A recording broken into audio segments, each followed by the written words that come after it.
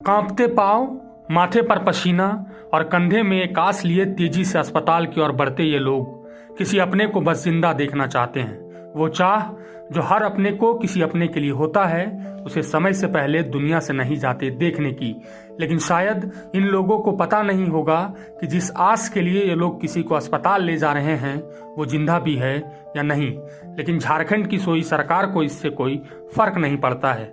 ये वीडियो गोड्डा जिले की है, जहां एक एम्बुलेंस के लिए परिजनों के द्वारा बार बार कॉल किए जाने के बाद भी एम्बुलेंस नहीं पहुंचती है। अपने आंखों के सामने किसी को तड़पते देखना और फिर उसका भार कंधों में चार पहिए के सहारे लेकर अस्पताल का रास्ता नापना कैसा होता है, शायद इन चारों से बेहतर कोई और नहीं जानता होगा। लेकिन झारखंड में किसी की मजबूरी की यह पहली तस्वीर नहीं है। झारखंड के दूर दराज के गांवों में स्वास्थ्य सेवाओं की कमी ने ऐसे कई लोगों की जिंदगी को दांव पर पहले भी लगाया है। झारखंड में आए दिन आपको एम्बुलेंस की सुविधा नहीं मिलने की वजह से मरीज को खटिया पर ले जाने वाली खबरें जरूर मिल जाएंगी। ये झारखंड की एक कड़वी सच्चाई है। जब किसी की जान संकट में हो तो परिवार वाले खटिया पर मरीज को ले जाते हैं, क्योंकि एम्बुलेंस नहीं मिलती। वो खटिया सिर्फ एक साधन नहीं बल्कि एक ख्वाहिश है, एक ख्वाहिश कि किसी तरह बीमार को अस्पताल पहुंचाया जा सके। कभी कभी तो इस रास्ते पर वो परिजन इतने थक जाते हैं कि उनसे खटिया का वजन सहन तक नहीं होता, लेकिन उनके पास ना तो एम्बुलेंस है और ना ही अस्पताल तक पहुंचने का कोई और तरीका। क्या किसी का जीवन इतना सस्ता हो सकता है? और जब अस्पताल पहुंचते हैं तो वहां भी कई बार मरीजों को समय पर इलाज नहीं मिलता, क्योंकि चिकित्सक और संसाधन कम होते हैं।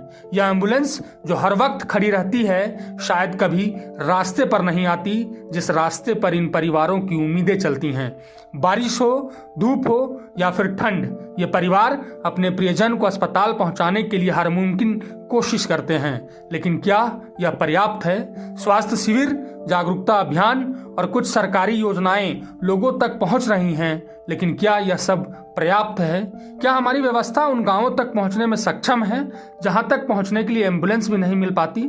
अस्पताल में संसाधन कम है, डॉक्टरों की कमी है और बीमारों को एम्बुलेंस नहीं मिलती।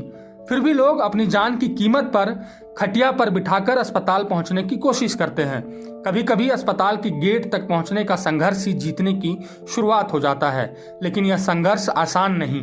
यह संघर्ष सिर्फ एक व्यक्ति का नहीं, हर उस परिवार का है जो जानता है कि बिना सही स्वास्थ्य व्यवस्था के जीवन में उम्मीद की किरण भी मध्यम हो सकती है। सरकार को अब काम करना होगा ताकि इन खटिया पर पड़े लोगों को इलाज मिल सके और एम्बुलेंस, अस्पताल और स्वास्थ्य सेवाएं हर गांव तक पहुंचे। गोड्डा और संथाल से राज्य के कितने मंत्री हैं, ये किसी से छिपा हुआ नहीं है। स्वास्थ्य मंत्री इरफान अंसारी कहां से आते हैं, ये भी किसी से छिपा नहीं है। छिपा है तो सिर्फ सरकार की काम करने की क्षमता, जिसे शायद ही जनता से कोई फर्क पड़ता है।